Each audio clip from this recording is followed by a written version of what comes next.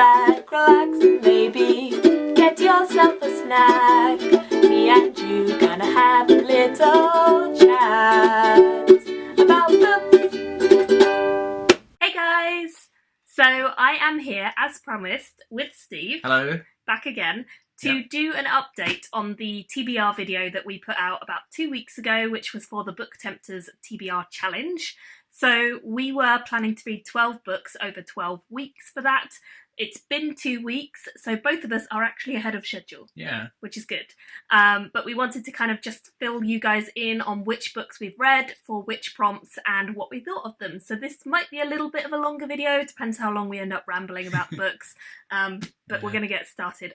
I've read 5 of them. And I've read 3. So we're on track, very on track. I'm hoping to be ahead because I'm also doing the Owls readathon, which I've not read anything for yet. So I'll be focusing on the Owls for a little bit because I'm a bit ahead with this one after this video. And that also gives me time to catch up. Gives you time to catch up, exactly. So yeah, so far so good.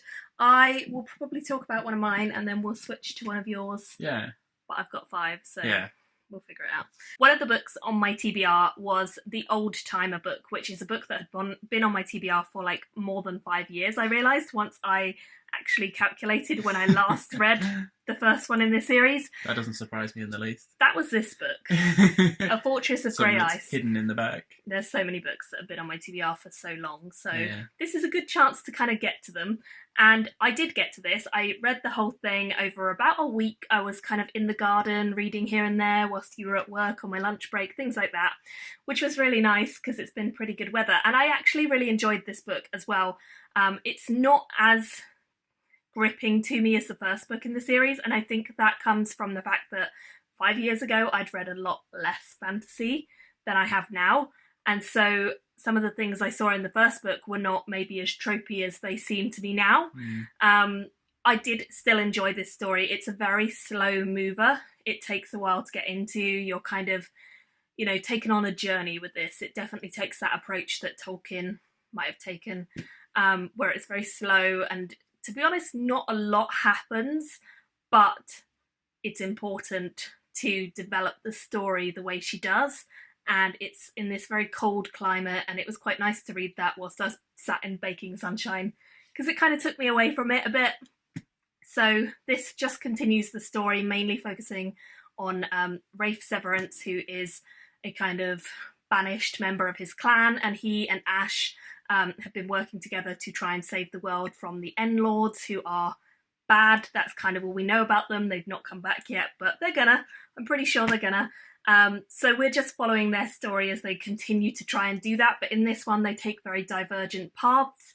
So it was interesting kind of getting a little bit of a look at their individual stories. On the whole, I liked it. I gave it 3.5. I will continue on with the series. It's not a finished series yet, so I don't feel pressure to get to it yet, and I actually don't own the next one in the series yet, so I'll have to pick it up at some point. But 3.5 stars for that one.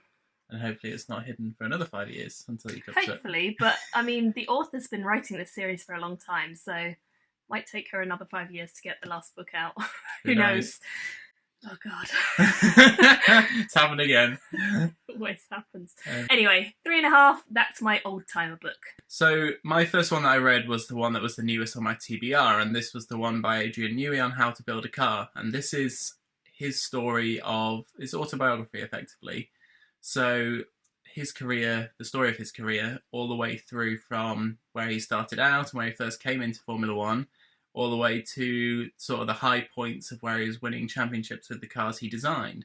And it also touches on many points throughout his career, such as the point at which he joined Williams and Ayrton Senna passed away in '94 and all of that. So it's really interesting seeing his perspective on various different key points of Formula One history. So I really, really thoroughly enjoyed it. And as a big Formula One fan myself, it makes sense. So yeah, that was my newest on the TBR done. And I rated it 4 out of 5 because it was something that I really enjoyed and it was just a really interesting topic to me. So yeah. So the next prompt is actually one that both of us have managed to read the book for, and that is the Do Not Transcend Your Genre. So this was choosing a book in your favourite genre, essentially. So I chose a fantasy book, which is The Gods of Jade and Shadow by Sylvia Moreno Garcia. This is one of the Booktube SFF books, and I was pretty keen to get to it for that reason as well. I thought this was okay.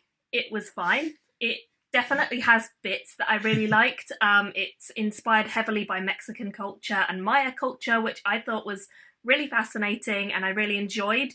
We follow a young girl who is kind of a Cinderella story almost. She lives in a family who really don't care for her. She and her mother are kind of taken in by her mother's family after her father is dead. But they are kind of just looked on as the black sheep and they have to do all the work around the house. Her grandfather doesn't really care about her too much, or at least gives that impression. And she's kind of just fed up with her life. And then she discovers one day there is this chest, and once she opens it, she gets a piece of bone in her, which is actually from a god of death, and she ends up going on a journey with him. Now, this is sounding pretty epic, I thought, but it just feels a little bit ploddy and a little bit simplistic to me. So I enjoyed it, but I think there could have been so much more layered depth given to the story that wasn't there. And I would have liked to see a bit more complexity to the characters. I do think it was an enjoyable read, and I definitely would probably read more by the author, but I don't think it was my favourite of the Booktube SFFs, and I'm kind of feeling like a lot of people are saying it's interesting, but it's not memorable, super memorable. So yeah, 3, I think I gave this, 3.5, something like that. I liked it, but I didn't love it. And my pick for this prompt was Just One Thing. My pick. Well, it was your pick. It was Just One Damn Thing After Another by Jodie Taylor. And you are in love with this whole series and author and everything else.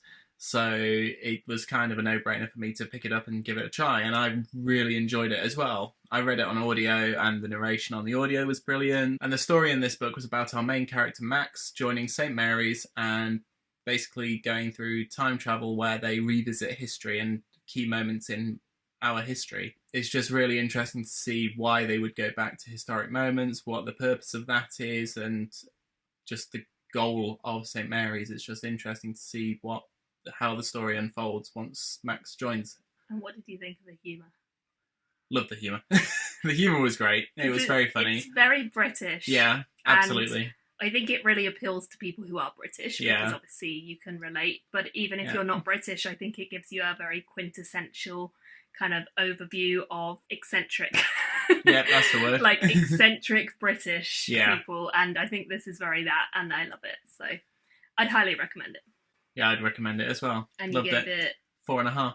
So yeah, brilliant. Should have been 5, but whatever. I don't hand out my 5s very often. I know. The next prompt that I finished up was the Broaden Your Horizons, so reading an author who is not from the UK or from the US. And so I chose a Finnish author for this. The Core of the Sun by Joanna Sinisalo is what I ended up reading, and this one is definitely very Margaret Atwood in style. However, it also has a darker side to it. This is focused on a young woman called Vanna, and she is she's in a rough headspace, shall we say. The world that she's in is kind of very detrimental towards women, very much like The Handmaid's Tale. There's kind of 2 stories being told in parallel. We have the story of her and her sister growing up, which is a very personal and emotional story to her. And then we have her story in the current day, where she is a drug addict who is addicted to peppers. In this world, chili and peppers and spices are kind of this drug which gives people a high, and they can get addicted to the fire, basically. It's a weird concept. Yeah. It works. And she's addicted to this. She has a partner who she's working with, and they are kind of trying to sell peppers and be in the trade and buy them, and kind of there's various reasons why she gets into it, and a lot of them are to do with her past, but ultimately it all comes back to her story with her sister and what happened, and we're kind of trying to find out what happened to her sister. So I'd say there's a bit of a thriller side to it, but also it does definitely relate to The Handmaid's Tale. It takes a lot of inspiration from that and the way that it's told. So I enjoyed it. I ended up giving this a 4 out of 5 stars, and it's a fun kind of thriller dystopia all crossed together with themes of Margaret Atwood. So if you like that, I think you would enjoy this one. The next prompt that I completed was Face Reality, which was a non-fiction pick. And this one I chose Lost in Translation.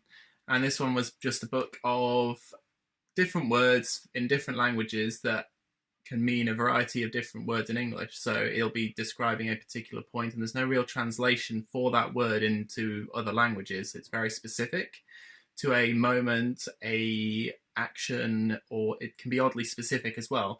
So there's one in here which is one word, but it's specifically for meeting up with friends and drinking coffee and eating pastries. And in Swedish, it's, I don't know if you can see that one there, but it's fika, if I pronounce that right. And that one definitely appeals to me the most. So meeting up, coffee, eating pastries. Coffee and pastries and friends, can't really go That wrong. Good. So Good. And that one I rated 3.5 because it's a fun little read and it's also got really nice artwork. So that was my rating for that one. I've got 2 left, so we'll go through those. The first one that I wanted to talk about was actually the random one. So this, if you guys remember, it was where there was a certain number off the bookshelf picked, and that book was the one you had to read. Yep. So I was going to read this one, The Legend of Eli Monpress by Rachel Aaron. I realised after I filmed my first video that this book is actually an omnibus edition of the first 3 in this series. There's 5 books in the series. The first 3 are in here. So the first book in the series, which is what I ended up reading for this prompt, is The Spirit Thief. And this one was so fun. I thought it would be fun, and it really was. I love Rachel Aaron. She does kind of really comedic, light-hearted, very fun fantasy. I think you'd actually like her because her writing style's very easy to get into. Yeah. It's fantasy, but it's fast-paced. It's fun. And this is epic fantasy, but again, it has a fast pacing to it. It's not quite as fast as her urban fantasy, but it definitely has like funny moments, humour. I'd call this almost sword and sorcery clashed with epic fantasy. It's kind of a mixture of both. And in this, we're following a thief called Eli, who is magical in some way, but we don't quite know how. He seems to have an ability where he can just talk to stuff and it listens to him. The book starts out with him chatting to a door and convincing the door that it would be a lot easier if the door would just let go of the nails holding it in place and just relax, just take a breath, take a nice snooze on the floor, because, you know, being a door is hard work, and sometimes it would be good just to let go of the nails and relax. And of course, he's a thief, so this is all in his best interests. But the door is kind of like, yeah, what a great idea. What a great idea that is. I'm going to do exactly what you say. So this is kind of his power. We don't really know how it works, but you find out more as the story goes on. We also follow a young woman called Miranda, and she is from the Spirit Guild. She is kind of more typical of how the magic works in this world. She has made a contract with all the spirits that she communes with, so they kind of agree to work together and use each other. Eli is not bound by contracts. He has a very different way of doing things. She is traditionally bound by contracts. Eli steals a king in the beginning of this book, and then she has to come along and try and stop him and find him and catch him. So that's kind of the story. It's those 2 characters, and they bounce off each other very well. The adventure quickly turns in very different directions from what they expect, and it's a lot of fun. So I really, really enjoyed this. I definitely would recommend it, and I'm gonna definitely read the rest of the series as well. So I could have easily carried on straight away, but I was like, no, I've got other books I want to read first. I will come back to the rest of the ones in this. So I ended up giving this a 4 out of 5 stars, and I would highly recommend. I think the next ones are going to be really good. Last one. So the last one I read was my Treat Yourself book, which I actually audiobooked. It was Gideon the Night. I thought I was going to really love this, and I did enjoy it. But I think I liked the beginning section more than I liked the second half. This is a story about necromancy, which is something I would say I find really interesting. I do in books, but not in reality. So I find it as a topic, it can be done really well. And I've seen books do it really well, and I just don't think this one pulled it off as well. It feels quite YA to me, this story, in terms of the fast pacing and the little bit lacking characterization. However, it's not, because it's very dark, very grim, bit bloody and gruesome in places, definitely has a slight horror tint to it as well. It follows a very sarcastic main character who is called Gideon the Ninth. She is from the 9th house, and she has kind of been resentfully part of it for a long time. She does not want to be there. She was kind of adopted at birth because her mother arrived on the planet where it is. It's all a bit weird. We don't quite know her history until later on. But basically, she's a very unwilling member of the house. However, she is kind of the only friend that the daughter of the rulers of the house has. And this daughter is in a lot of trouble because of some various things you find out. And they end up going to kind of take part in this tournament so the daughter can prove herself and become a fully fledged kind of member of her parliament, that sort of stuff. Anyway, basically they go and complete loads of challenges and try and find stuff out. I think the second half did not flow as well. I think the challenges were maybe a little bit odd, like they didn't really make a lot of sense to me, why they were doing all this and kind of what it was going to achieve in the end. I do think you get characterization, I just don't think it was enough. It was a mixed bag. I really liked the first half. It fell down a little bit on the second half. I don't know. I think there's going to be more in the series, so I guess it'll be interesting to see what happens next. I ended up giving it 3.5 generously. Could have easily been a 3. As I say, it was a mixed bag. I liked it well enough. I probably would read the second just to find out what happens and whether it is going to kind of clarify some things, because I think it leaves it fairly open on some areas and fairly grey. But I didn't love it. In fact, so far this year, the Booktube SFF ones, I haven't loved any of them. So, I don't know. Maybe just new releases of last year weren't appealing as much to me. I didn't read any of them before now.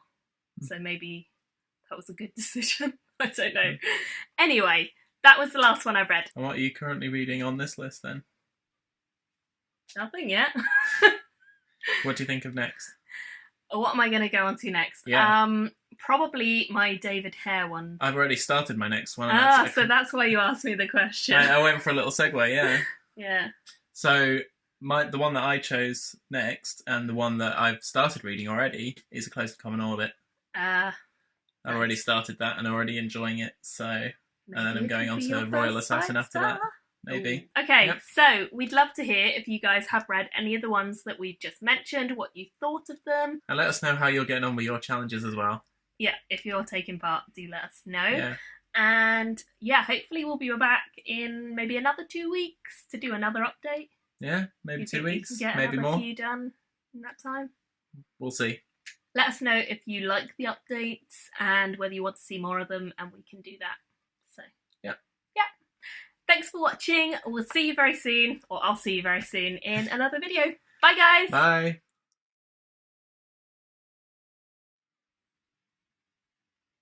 Nice.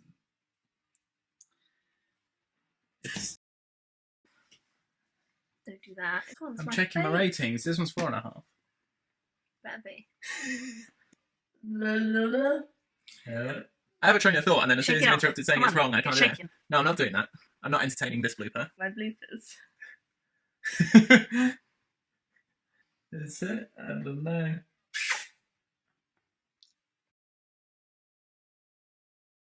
Thank you for watching my video today. Go pick up a book, then come back and chat with me again.